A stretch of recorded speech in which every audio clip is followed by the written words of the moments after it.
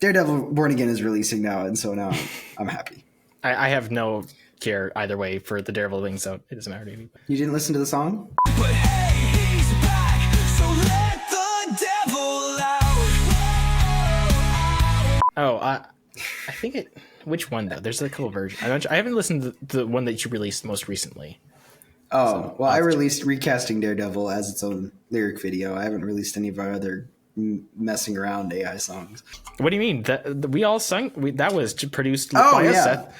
Sorry, you're right. Are you talking about, Seth? That was our beautiful voices. Yes, all that's four right. Of us. No AI was used in this production.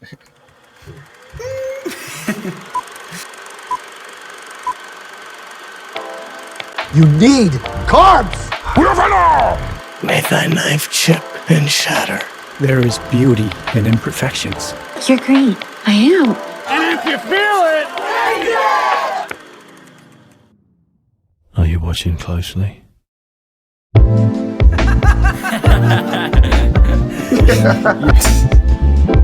How you doing? Fine, a little sore today. But then Just with working outside? Yeah. Like a real man? Yes. I know I've been working because I feel it in my bones. If you're feeling it in your bones, it's a bad thing. You need to feel it in your muscles. Nah, I'm not dead yet. I was chopping a lot of wood the other day, and just been working and stuff. So a little sore. Very nice. Nothing bad. So it is what it is. So first off, this is supposed to be a Nolan Bros recording, as you know. Yep. Zach was working, and that's fine. We were just gonna go back to not. I don't like doing former Nolan Bros episodes because it's just. I like including Zach, but it was just gonna be you, Josh, and I talking about whatever anything. It was gonna be a round table, which I still want to do. The round tables are fun, like those. Yeah. Especially I think if we can do them in the future, like semi-regularly, but like with like bigger groups, it'd be a lot more fun as well. I was gonna run this by you, but maybe once a month and recap the month and just talk about things that happened, like we would have talked about the Oscars for February. If I'd watched them. Well, I literally did not even know that they happened. I only learned that they happened because people said, "Oh, the Oscars happened." Yeah, I've been keeping up. There's some interesting stories to talk about, but now Josh is incapacitated somewhere on the East Coast with an expired driver's license. So is he like? He's in Atlanta, right? No, he's going to visit Michael in Atlanta. Okay. But so is he stuck at college right now and he needs to renew his driver's license so he can drive to Atlanta? I believe that's what he said. Okay. Because I read through that, I was still a little confused. Yeah, so here we are, talking about Narnia instead. Narnia. And I'm honestly glad that it's just two of us today because I've been working on, which is now last week's episode, for Ninjas Are Butterflies. That was a really fun episode, but there was a lot, I wanted to get as much content and clips out as possible. And so that was today. And so I'm like, finally just a dialogue. Also, here's some behind the scenes. We record on Riverside usually, and for some reason their computer was not liking Riverside. Then that was like a month beforehand, sometime in January. And then we eventually got it rescheduled, and I was like, okay, what are some different platforms we could try it on? So I tried Zencastr, and it's similar to Riverside. So backing up, the first recording was just, we couldn't hear them. They couldn't stay connected for very long. Like, it was a disaster. When we logged on to Zencastr the second time we rescheduled, we could see them, we could hear them, everything seemed fine. And then I couldn't get their downloaded video. So for some reason that didn't work. And so then I had to request a backup from Zencastr, which is basically a recording of the video call, which isn't as good as what Riverside does, and records locally and then uploads it so that I can get your videos. Anyways, Zencastr was able to get a backup for me. I got their video. Everything was fine. It's like, we can actually produce this episode and not reschedule a third time. And then as I started editing, I noticed their mouths were not moving along with their words. And so somehow it just goofed everything up. And every 10 seconds, their mouth would be like, we still had all their video and all their audio, but for some reason it was drifting. And so I had, for almost every single time I cut to them in the podcast, I had to readjust their mouth back to their audio. And it just took twice as long, and it took forever. Finally got it done. And then I was able to get other stuff up today, which was like, the segments, the long clips, and then also the social media vertical video. So I'm excited because obviously we're recording this before it goes live tomorrow, but I'm excited to see some new people maybe who have joined the One-Eyed Film community. Welcome. But also just getting to collaborate with them was such an amazing experience, and they were so fun. And hopefully, I mean, they said they were open to doing it again, but we'll see. Yeah, I only know them because of like the funny videos they've done, and I've seen like segments of the podcast, but I didn't know that was what their podcast was called, or anything like that at all. So but yeah, I mean, any publicity helps. Sounds like you guys had fun. Sounds like a good deal. Yeah. And again, you haven't listened to it yet, but it gets pretty wacky. Like, we talk about the stuff they usually talk about. And I enjoy that. Not saying everyone from the One-Eyed family really would enjoy it, but it was very fun to have them on, and we wouldn't have that opportunity without this podcast. So, and technically without Zach. Zach has a fan page. If you listen to it, Zach has a fan page, and they repost some of his stuff, and he's like, "Hey, you want to be on the podcast that I'm on?" So that's how that happened. That's pretty much it. I'm on a podcast. I like your stuff. Could you help us out here? True. Can I get your face in the video for a while? I mean, getting an hour podcast out of it was very fun for me. And yeah, hour and 4 minutes now that I'm looking at it. But yeah, that's something for the books. Okay, so Chronicles of Narnia. Sorry to transition so abruptly. Narnia. I didn't realize it was on Disney Plus. Well, I mean, it would be because it's not like their biggest movies ever, but like I think I really don't actually know too much about how much money they make, but I know that they put a substantial amount of budget into it, and that it looks pretty good. Like, it's kind of like a Lord of the Rings light, I think, is kind of the best way you can really think about Narnia, both in like the book context and for how they were written, and also the movies themselves. Like, you look at them, you can kind of see some influences from the Lord of the Rings movies, in regards to like the style and the battle scenes and stuff like that. And they're good. They're just not like as good as like, Lord of the Rings, which wasn't the point of the Narnia books, and it's not exactly the point of the Narnia movies themselves, I would say, either. But yeah, so that doesn't surprise me that it's on Disney Plus, because there's plenty of people who watched it as kids, myself included. I'm pretty sure you did as well.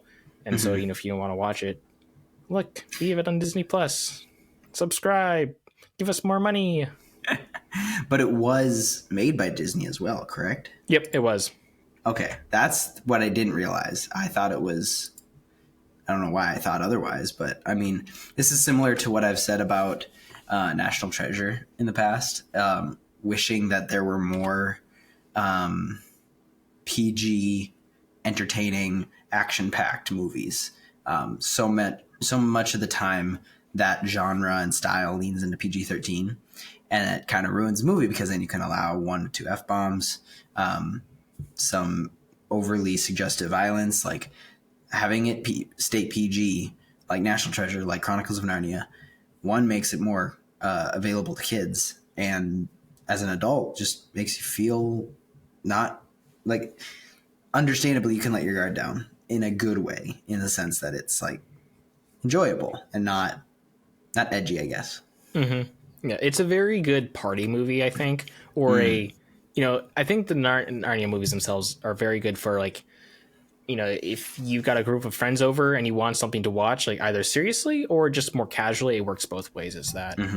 Which, I mean, Lord of the Rings is, like, again, I think we're going to be making a lot of comparisons because of obvious reasons between the history of Tolkien and Lewis and the books themselves, the comparisons and all of that. But like, the Lord of the Rings is a bit more serious, and like, you kind of got to be focused a bit more on it, generally speaking. I mean, you don't have to, but like, that's kind of what the films are for. and the Narnia books and the Narnia movies are a bit more designed to be entertaining, designed to be enjoyable. Their story format, they're not quite so deep necessarily.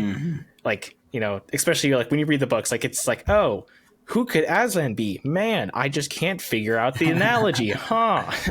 Like, it's for kids, obviously, and so that's also what kind of makes it charming in its own sense. The reason we're talking about this, and actually I realized in our spreadsheet it had said when the Netflix show releases or Netflix movie releases. Oh yeah, that's right. I totally forgot about that.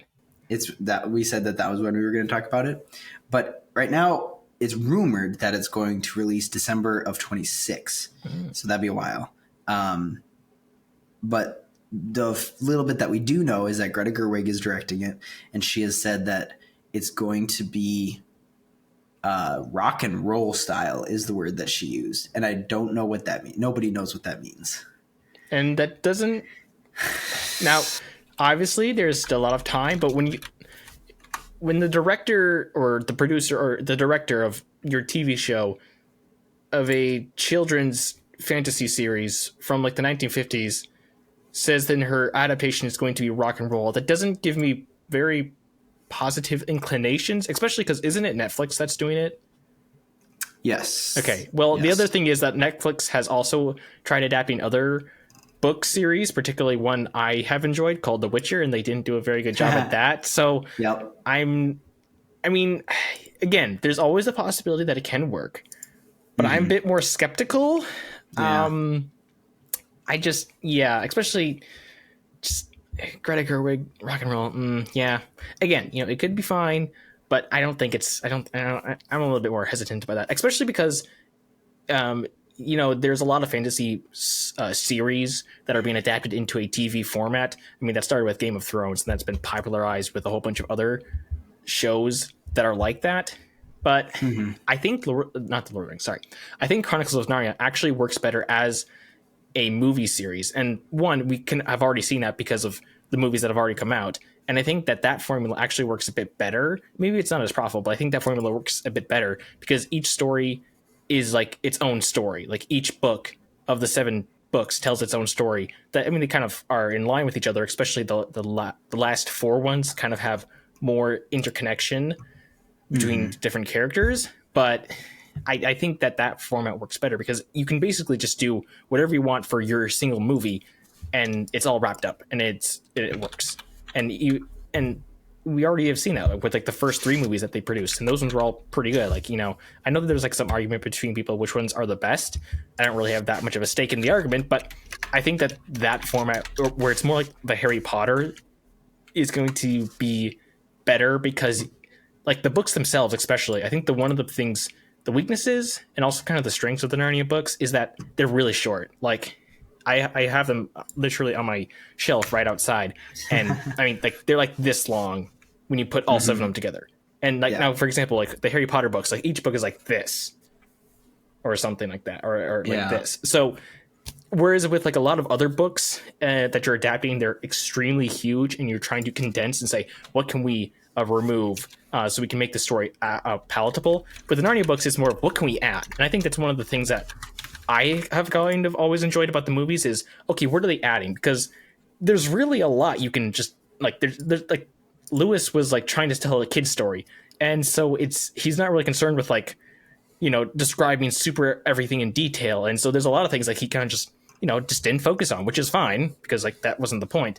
So like, I mean, in like the first Narnia movie, like they really expand on the battle scene, and that's pretty much glossed over entirely in the book.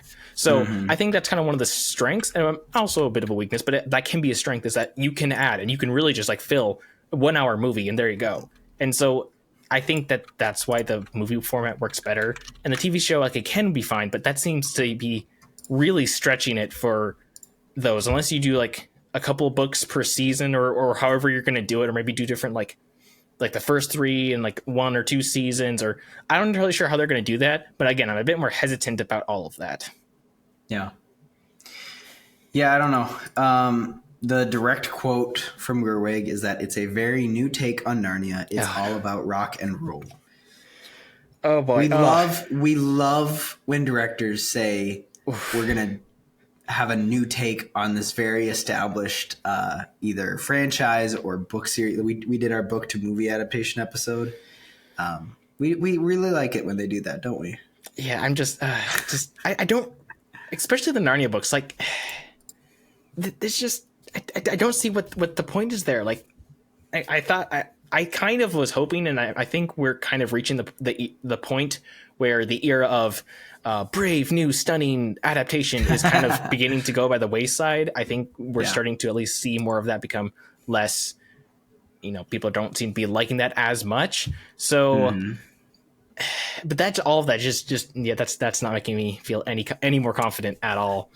Especially because Greta Gerwig did Barbie, so I'm not sure how the adaptation for some of the women are going to go in that. Especially because it's like, it's set in a older style England as well. So, in which that's not like that was a really big theme in the books, anyways. But yeah, I'm just kind of not holding out a lot of hope for a super fantastic adaptation.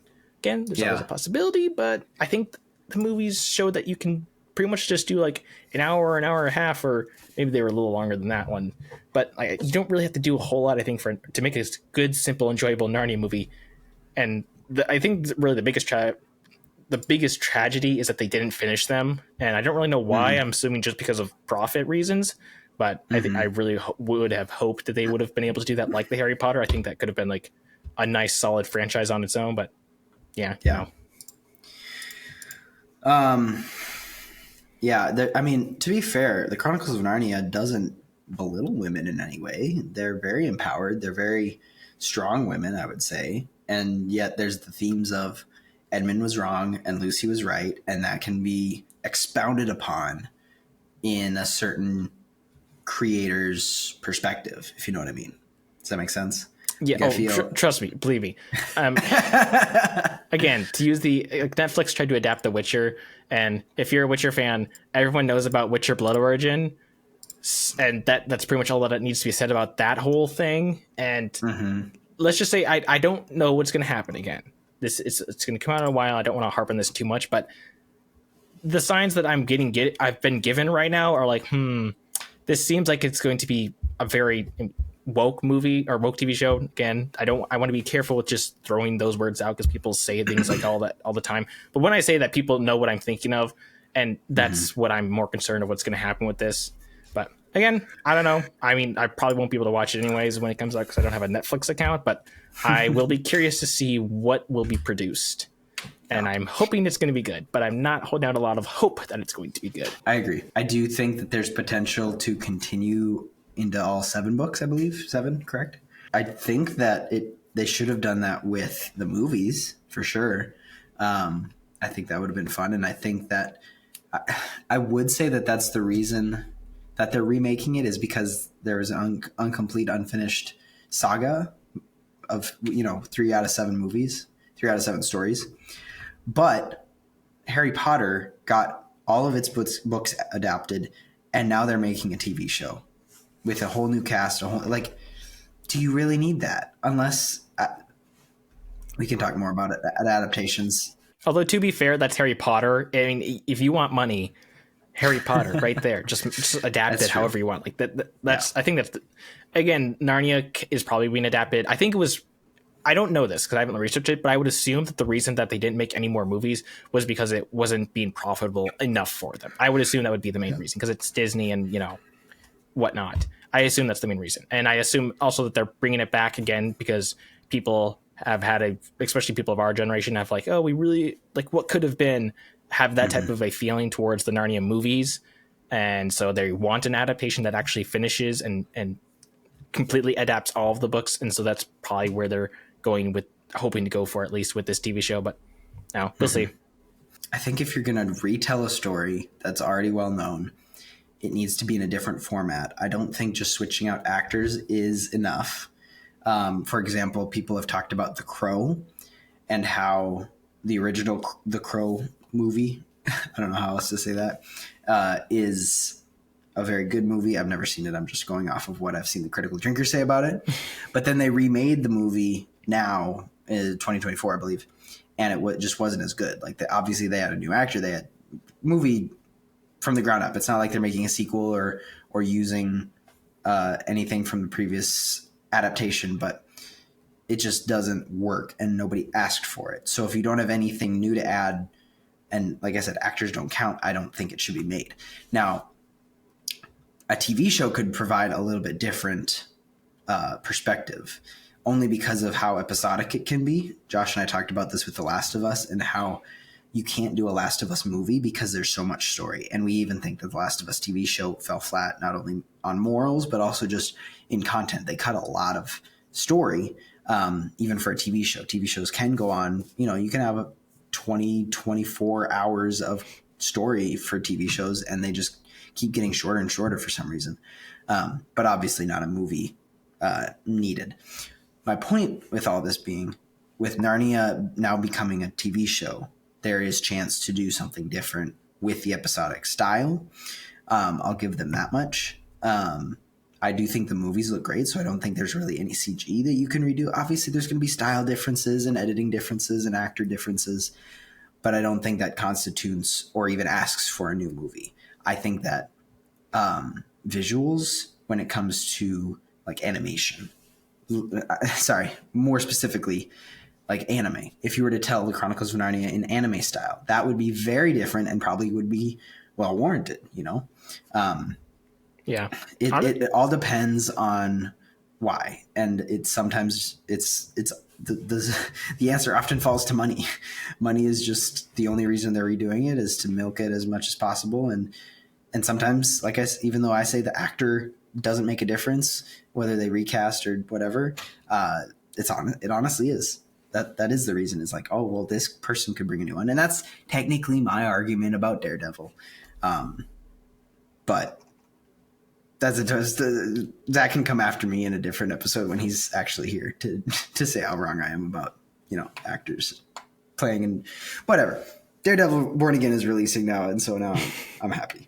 I have no care either way for the Daredevil thing, so it doesn't matter to me. You didn't listen to the song? But hey, he's back, so let the devil out. Oh, I think it. Which one though? There's a couple versions. I haven't listened to the one that you released most recently. Oh, So, well, I released Recasting Daredevil as its own lyric video. I haven't released any of our other messing around AI songs. So, what do you mean? We all sung? That was produced oh by us, yeah, Seth. sorry, you're what right. are you talking about, Seth? That was our beautiful voices. Yes, all that's four right. of us. No AI was used in this production. I think you do have a point. You could do a different style. Like, I think honestly, something that could maybe even work better for the Narnia movies is do like an hour-long animated like movie for each book, and then I think that you could probably much do that. Keep it simple and fun, entertaining. But there's or an anime thing. Like there's the recent Lord of the Rings anime, which I haven't watched, but has come out, and I have heard that it was pretty like either meh or bad, at least in regards to story. But I can't confirm that. I think that could work very well. Again, I'm going to just say though that you're talking about like a story format and TV shows, and the problem. I'm still going to keep on making the argument that the movie format I think is going to work better because each story is its own thing. And in an episodic format, each episode kind of needs to be a mini story and have like something intriguing, and then usually have a cliffhanger so you watch the next episode. And I don't think that format works well for the Narnia books because there's so little in them, and you'd have to be like adding a lot. And I think that you'd just be adding more unnecessary drama and just really focusing on stuff that we don't really need to or care to, or just adding things that just aren't going to add much of value to the story you're trying to tell and adapting this thing. Whereas like a movie is like, it's a complete story in and of itself. That's just my argument I'm making for why I think a movie adaptation is going to work better, but I don't really care as much, and it's going to be what it's going to be. So, but yeah, I don't really care to harp on that any more than I already need to. Yeah. So I had been surprised that the movies were on Disney Plus. Only Lion, the Witch, and the Wardrobe and Prince Caspian are. Really? Because the third movie was made by 20th Century Studios, 20th Century Fox. And I don't know why. They There did. must be like some sort of crazy legal. Maybe that's in part because maybe they got the rights to it, because I don't really know who has the rights to the Narnia property. Maybe that's like they gave it to Disney for a while to produce a film, and then they did it to 20th Century Fox, and that's why there's crazy stuff going on. Maybe that's part of it. Well, the interesting part is that 20th Century Fox or Studios, I don't actually remember, made the Voyage of the Dawn Treader, but Fox was bought out by Disney, and that's why we have all the X-Men movies on Disney Plus. But I guess that doesn't count for that doesn't count for the Voyage of the Dawn Treader. It's on Max right now, so I don't know if there's just a contract that needs to expire for that one specifically. But that's just interesting that it's on 20th Century Studio. I mean, it's interesting that it's on Max and not on Disney Plus like it should be. But what's also funny, as I was looking for Voyage of the Dawn Treader, info, because I was like, what's going on? I found the trailer. I was just watching it. The trailer on the 20th Century Studios UK is uploaded at 360p quality. And even for 2010, that's really bad. And just a nitpick that I have that's like, why would you upload a trailer for a major motion picture in 360p? But I don't know, just looks garbage. Little rant over. Okay. All right. Well, good to know that fact. Yes, my fun facts of the day. Question: do you think that the White Witch was milked? Not literally. Do not think of that weirdly. I'm saying her usage in the movie. You might want to recut that and rephrase that. No, like her usage being milked for content. Like, she's not in any of the other stories, and yet she's in all 3 movies. You know what I'm saying? Was she in I can't think of a better word than milked, so I'm sorry. Well, one, it's a famous actor, or Yeah. maybe that. No, I think she was a famous actor before that. Yeah, she is. Yeah. Tilda Swinton is very famous. I guess I don't know. I did. The second one was like in the book.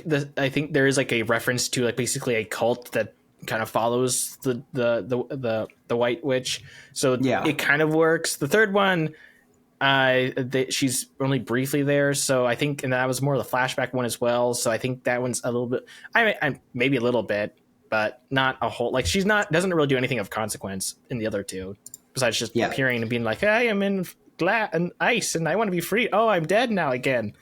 That's pretty much it. Although I will say, in the second one, I watched that as a kid, and that one scene where like they're like they have like the creepy crow hag lady and the werewolf, and it was creepy. And I watched it again recently with my siblings, and I was like, "Ooh, man, I was kind of terrified of that as a kid." I can see why. It's like, like they got like they're cutting blood. There's like ice for it's like, ooh, there's creepy stuff going on there. Yeah, but just because I'm familiar with stories, spoilers, I haven't read the book.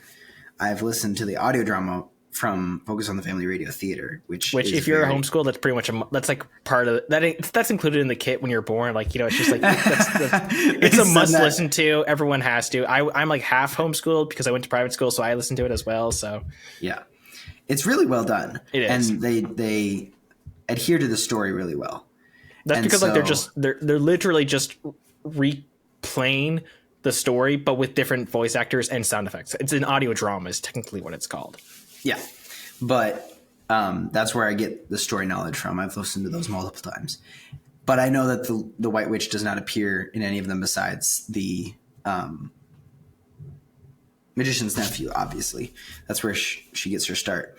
But I just think that they wanted to use Tilda Swinton again. Probably. And that's probably the most that they drifted. Actually, no, I take that back. I remember that people don't like the Voyage of the Dawn Treader because it's pretty far from its source material. It's more like they change a lot of the detail. I think this is with all the books or all the movies. They change a lot of the details, like, and they kind of expand on some aspects, specifically the fighting parts. Like, they add a lot more action because it's like a movie and you got to have that, especially like the battle scenes, which I will say, I do love the battle scenes in the first 2 movies. They're one of my favorites in any fantasy movies, but none of those are included in the books. Like, especially in like the first book, like you don't even watch the battle. It's just they basically say, oh yes, this is what happened, and then this happened. That's pretty much all you get. So, and that's, again, I think that's fine where you're adding stuff, because when Lewis is writing this, he's writing this for kids, and they're entertaining in a different way, and they're not all focused on like, and then he brought the sword down and cut down the evil person. Like they're fun and adventurous, but you know, he doesn't include everything that is added in the movies because they need to expand the time frame, and they want more action and adventure and different parts that are included. Which I think, for the most part, there's parts that you can, if you want to be a Narnian purist, like you can have. I think there are things that you can maybe criticize some of the movies for, but for the most part, they do a good job of telling the story, getting most of the facts right. And I think what's really good about the movies is that they get the heart of the story correct, in the sense that, like, you know, Lewis is a very well-known Christian apologist. Most people know him for the books, but a lot of people also know him for the other books that he wrote, this nonfiction books, which is all about, like, you know, apologetics and thinking about like theology and various doctrines. I've been reading like through Miracles recently that he wrote, and he's a very maybe not eloquent is actually the best word. I mean, he's very like he's just a very smart apologist for, and he's a very well-known Christian, especially because he was friends with Lewis, and you can just see that when you're reading the books. You can just like feel how that's all like how what he understands and what he believes is being inputted into his work. And you know, like, everyone like is going to say, like, you know, like, for example, Aslan is supposed to be Jesus, and there's different characters who are very clearly allegories for different things. And again, that's like Lewis wasn't trying to be subtle, and that wasn't the point.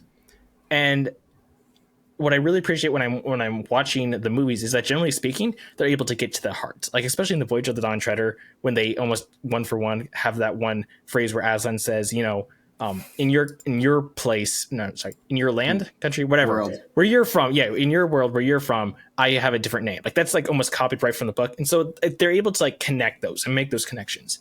So I think I just appreciate the fact that they're very good, generally speaking, at kind of getting at the heart of the book. So, you know, where they're a bit more fun. There's like some like dark moments, I suppose, where there's like maybe not like dark in the sense that we might think of them, but like, you know, there's like some, yeah, oh, things are kind of going bad, but they very much kind of capture, I think, the essence of a lot of the books, although they're not quite as like kids oriented necessarily, but they have those aspects to them that make them engaging, especially for an adult audience.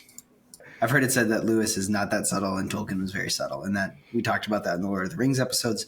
Just his hero character that is kind of the savior character is kind of spread out amongst different characters, whereas Lewis is just like, he's a straight up allegory, as direct as you can get. And I think that makes it more palatable, I guess. It's interesting, as we've brought up the Netflix show and what that may entail, how they're going to change the story at its core, because I don't think that you can do that with something as like Chronicles of Narnia to get it wrong and misrepresent the gospel that the at least the Lion, the Witch, and the Wardrobe portray in the saving of Edmund through the sacrifice of Aslan. It's just embedded. It's so interwoven to the story that there's no way to avoid it. And if you change that, if Gerwig changes that, it's going to turn into, you know, Narnia purists, Christians, and probably everyone's going to be mad. Unless they're Greta Gerwig fans, and they're going to be like, oh my gosh, she's so daring. She has a certain style. You just need to understand it. Yeah. And so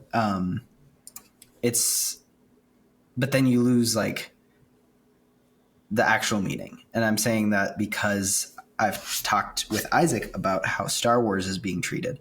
And I feel like the people who enjoy or started their Star Wars journey when either the original trilogy or the prequels were coming out, or Clone Wars, or even anytime before Disney bought Lucasfilm, are the people who are the real fans. Anyone who started enjoying Star Wars after that, with the sequel trilogy, with the TV shows, just has a different standard and will let anything go. And everyone else, like us, who enjoys the first six as really the true canon, just are the ones who are going to be more unaccepting, more detailed about how they take care or not take care of this franchise. Yeah, and that's the main reason I'm really hesitant about any adaptation of Narnia or modern adaptation of Narnia, because we've seen, I'd say, good adaptations, because Lewis is so quite outspoken in what he's trying to tell you. Like, it's like, wow, Aslan dies. Oh, and he's resurrected. Wow,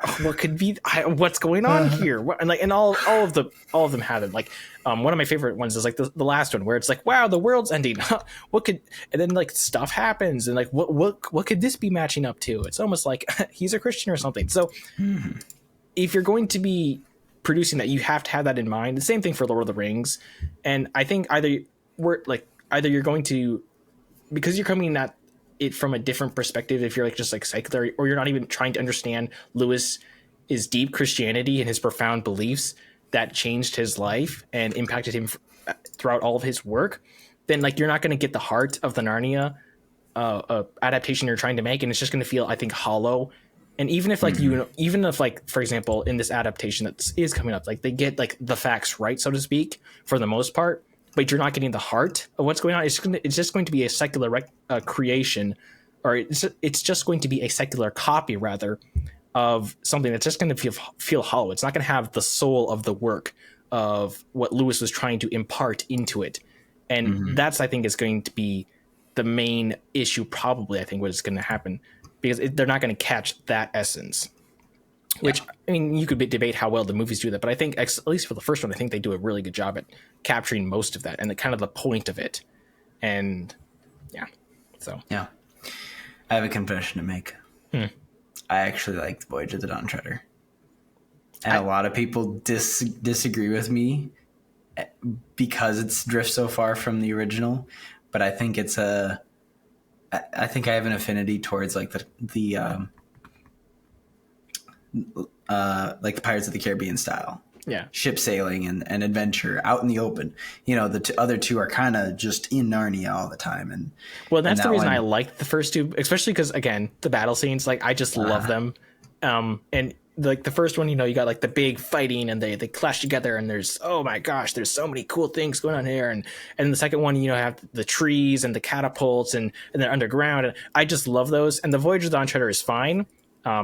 It's just like, oh, they're on a ship and then they do this and then they do this, and like it's worked for some people. I guess you're one of those people. I don't care about it as much.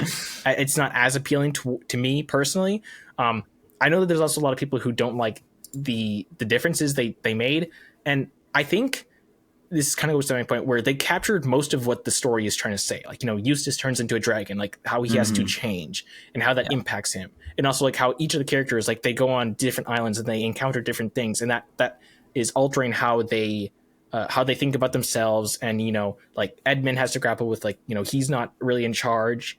And, you know, Lucy has to grapple with the fact that, like, she's getting older as well. And then, you know, she doesn't want to leave Narnia and she's wondering about that. And I think they get most of that. And the details are important, but they're not as necessarily as important as the essence, the heart, which is kind of what I'm saying is more important to capture that. And especially at the ending where they're going, where they meet with Aslan, and when like Reepicheep decides to go over, who's the best character, by the way. I think they capture most of that, which is why it works. So, but it's also just not my favorite as much because, you know, I want to see big fighting and not, ship. Yeah. Of the three, I enjoy watching Voyage of the Dawn Treader more. Apparently I can't now because it's on Max. Need an actual DVD or something. But I have a DVD, but you are far away, so sorry. Come to my house and I'll loan it. I do like each of them in their own way. I like Prince Caspian for the combat, for sure. I think the sword fight that I'm watching right now between Peter and the King is a really good one. I believe the war immediately following is also really good. And again, all for PG is really great. Which it still kind of surprised me that that's PG, because some of the, like, again, rewatching them as an adult, I'm like, wow, like there's no swearing or anything like that, or anything lewd or any or a lot of graphic violence, but there's, like, you know, like there's fighting, like these people are like, and there's not like a whole, but it's just interesting like how that is actually PG, but yet it's still pretty enjoyable. So that's just kind of interesting for me. But I think you're also you've touched on like the good quality, which is something else that is I'm curious to see how it's going to come with the new adaptation. Not saying that they're not going to spend money on it. I am assuming they're going to be putting a good budget into trying to making this TV show, but the movies are like really good quality, especially as you rewatch them and thinking like, when did the first one come out? Like that was like late 2000s? 2005. Oh, the really? Voyage of the Dawn Treader came out 2010. Really? Wow. That's earlier than I thought. But like the CGI is like really good and it holds up pretty well. And like the actors do a good job. I mean, you know, they're child actors, so for being kid actors, like, they did a really good job. And like this the I've just kind of been impressed like rewatching them, like with the CGI and the costuming and, you know, all the set pieces that they're able to do. Like it all looks really good, especially when you can compare like modern movies and to this. And it's like, wow, what happened? Yeah. Lion, the Witch, and the Wardrobe is 2005. Prince Caspian was 2008, and The Voyage of the Dawn Treader is 2010. Modern Hollywood could never. Like, they cannot turn around movies quicker than 2 years. Like, it's crazy that they're taking so long, and that's impressive. Fun fact, The Lion, the Witch, and the Wardrobe was the third highest grossing movie of 2005. Under Harry Potter and the Goblet of Fire and Episode 3, Revenge of the Sith, which is now coming back in theaters on my birthday.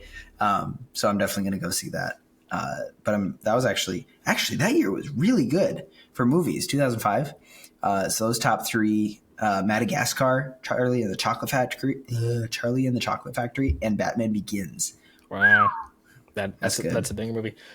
Okay, so I'm like calculating it out. So it's kind of like 2 or 3 years ish between each movie. So if like they kept on making movies, then like pretty much by like 2020 or around then, they would have pretty much completed the series. Yeah. Now I feel sad. Yeah. Yeah.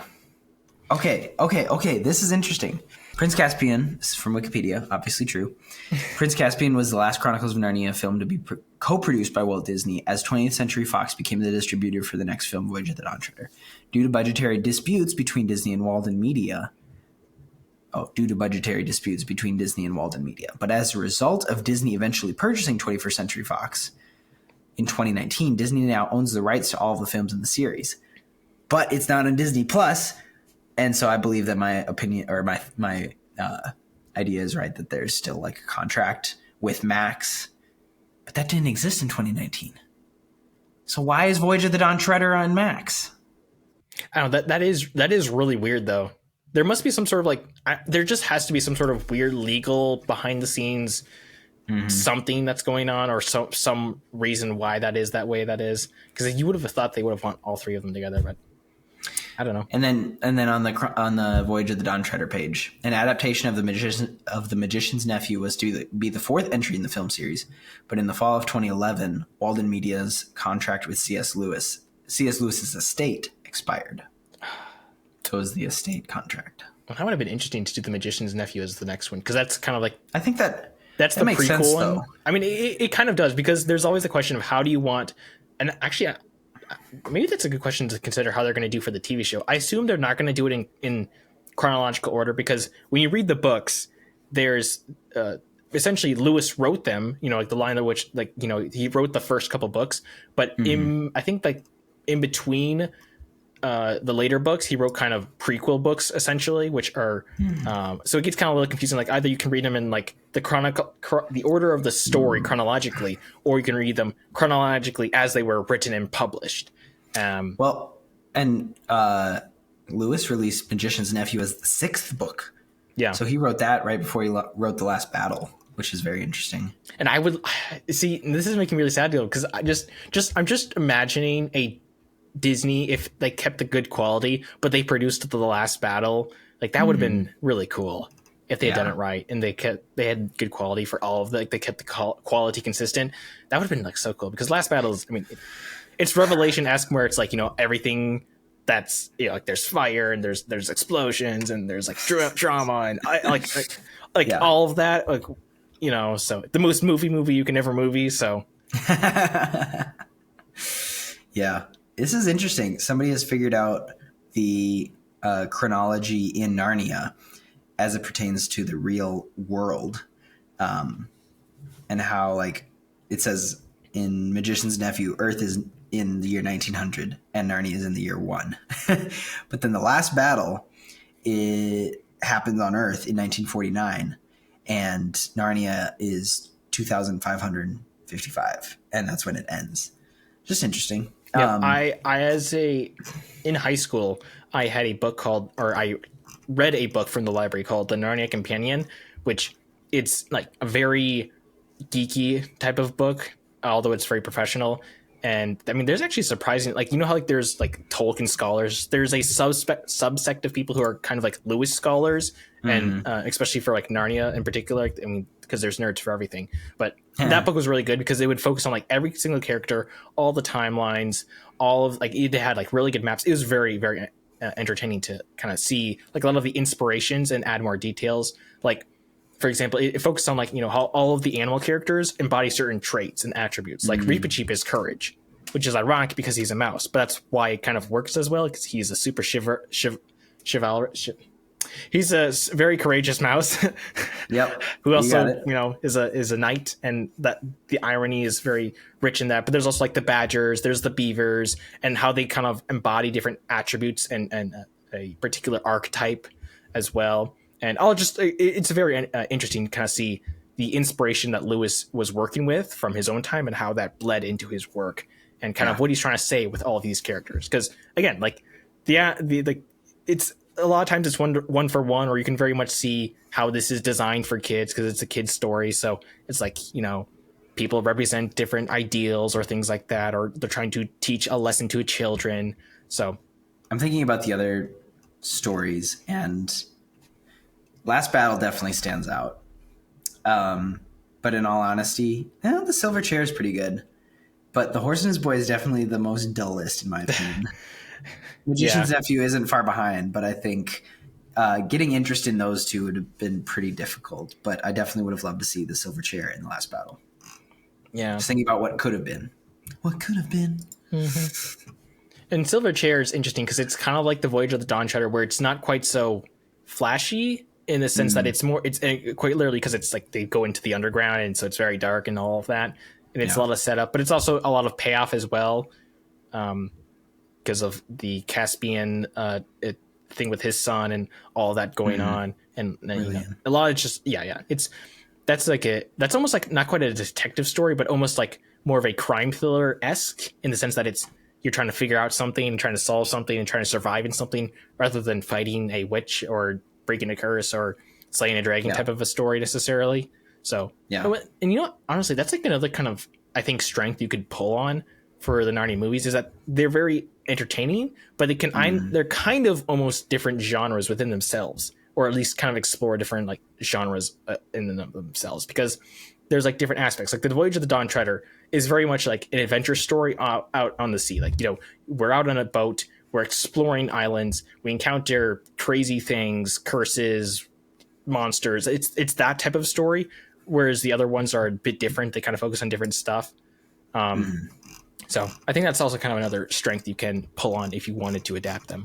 I'm thinking about The Last Battle and what that movie would have looked like. And I'm just thinking about what Shift would have looked like, because like monkey technology has gotten so far with like Planet of the Apes and such. Well, especially because like when you read like the last parts of The Last Battle, it gets even, because most of the time it's relatively tame, where it's like, you know, we're following our characters and they're trying to get some people together, and then there's some fighting and dramatic fighting, and then people are thrown into the stall or whatever, and once like people get inside the stall, things really just go like from like 0 to 100, because like, I mean, there's like the one scene where like Father Time, who's the giant who's been slumbering underground for all of eternity, wakes up and like he's so big that he literally crushes the sun, and like their stars start falling, and like it kind of goes crazy. But what really kind of makes me sad is that you could almost have like an Endgame's Portal type of scene, only it's more of a, look, this is everyone who's been a part of this franchise, and we're all here at once, except for Susan, but you know. Although this is the one that I've had for the longest time, whereas if I've always pictured it so clearly, where, you know, you have like the last scene and like everyone's here and they're all happy, and like, you know, we're it's a better place. It's basically heaven, you know, like we're in the Shadowlands, but it's beyond the Shadowlands, and it's better, it's more real than real life, that type of an idea. And you know, you have that roll credits, very happy, but then you could have a post-credit scene where it's the actor who plays Susan, Susan who's grown up or whatever, and she's because in the story, it's the fact that like, Susan's alone and her family has pretty much all died, and that's what's revealed at the very end. It's like they've all actually died in a train crash. And, she's very sad, whatever. But then, she starts to remember just a little bit, like a hint of Narnia. You hear a lion roar. Fade to black. There you go. Cinema. That's like my dream version of how things could have gone, and maybe how things could possibly go by the time I'm dead. So but maybe they'll try another adaptation or two. Yeah. Besides the one. So. I wanted to pick your brain because you obviously are more versed in the books and Lewis in general. He has always said that Chronicles of Narnia is not supposed to be an allegory for Christianity, when it's very hard to see that it's not, at least for The Last Battle and Lion, the Witch, and the Wardrobe specifically. I can see his argument for the others, but he said that he never intended to write it like that. Yeah, he didn't. It's more the fact that, and this is kind of actually the way that Tolkien did it, is like Tolkien isn't trying to say, this is this and this and this and this and this. I mean, Tolkien's essentially writing a story, and all of his experiences and the things that he's seen and the things that he believes, those flow into his work. And it's the same thing for Lewis. Lewis started out, if I remember correctly, he started out with the image of a fawn and near a lamppost, and it's snowing, and he's got an umbrella. That's like where Narnia originated from. And from there, it just expanded. But because Lewis is such a very fervent Christian, all of his, beliefs and his experiences with Christianity flowed into that. And so it's not that he necessarily thought, yes, I'm going to make a lion, and he's going to be Jesus, and he's going to, and they're like one for one. That's not his goal, or at least that's not how he set out to do it. But as he is writing it, he essentially it just flows into his work. And as he keeps on writing it, that's you can just see that throughout all of his book, just like the Christian elements, the Christian themes, the Christian, not necessarily always like one for one. I think Aslan is like very clear one for one, but I don't think that was necessarily intentional, because if you're writing the story about kids and and there's this super powerful person who's helping them, who's kind of the guide, well, who do you think of? Like that's essentially what God is like for us. So it's not necessarily that he intended to make them a one for one, but that's just like how it happens. That's the source is going to impact what you're going to create, and because of that, because of the source that he has, that's what's flowing into his work. But that's why Christians use like Narnia all the time for different for trying to understand certain aspects, because that's how Lewis is also understanding various aspects. For example, I hear it all the time where people kind of like use the one, it's either a phrase or the part of the story where they talk about Aslan isn't a tame lion, and how Jesus isn't, he's good, but he's not safe. I don't think that Lewis was, at least when he wrote that originally, wasn't necessarily trying to say something about Jesus, but that's just how he understands Jesus. And because of that, he's writing that into his Jesus-like character, because Aslan is a Jesus-like character in how he embodies various attributes like that. So I think maybe he was a bit more intentional as he came on there, but as he continued to write it, but at least at the start, it wasn't. And that's kind of what makes it better, even, because if Christians kind of have a tendency to make bad stuff when we're very intentionally trying to produce works like that, anything by Pureflix, it's like, oh, wow, what could the message be in this? I don't know. So I think that's also kind of why it's so good, is because he's not necessarily, at least originally, trying to say, oh, you need to convert to Christianity, but he's able to convey Christian themes in such a way that it makes you want to learn and consider, think about it more, and reflect on how do I understand God, and how do I understand his power, but also his goodness. And that's, I think, kind of one of the strengths of Narnia as well. Yeah. And just, that's kind of how, to my understanding, that's how it works out, and how he developed it as he went on. Yeah, and that's what I believe about being sub-creators. I've brought up Tolkien's quote before, and what I've argued is that there's always an idea of what a savior should be and do, and why that resonates with us. And obviously, C.S. Lewis wrote many other apologetic books, so he's very well versed in his theology. but just that it came out as that, and he just it seems tricky for him to be like, it didn't mean to, and yet it's such a plain allegory for Christ. It just happened that way. But I think it works, and however he chose to expand the story into the other 6 books was great. And it came out. It was the story he felt most called to, and that's because it's such an amazing story, and it actually happened. It just happens to be told in a different format, and I love it. Well, and that's why I love the quote by G.K. Chesterton. I always, flip those around, and I'm not going to remember the full quote correctly, but it's essentially what he's saying is that you don't need to make everything Christian. You don't need to make everything that's produced to be more Christian. You need to make more Christians be artists, because again, it's a source. If you have people if you're a Christian, then, and if you are truly believe in Christianity and you are a true believer, then that's going to impact everything you do. And if you're an artist and you're a Christian who creates art, then your Christian beliefs are going to impact your art. They're going to flow into your art if you're writing or painting.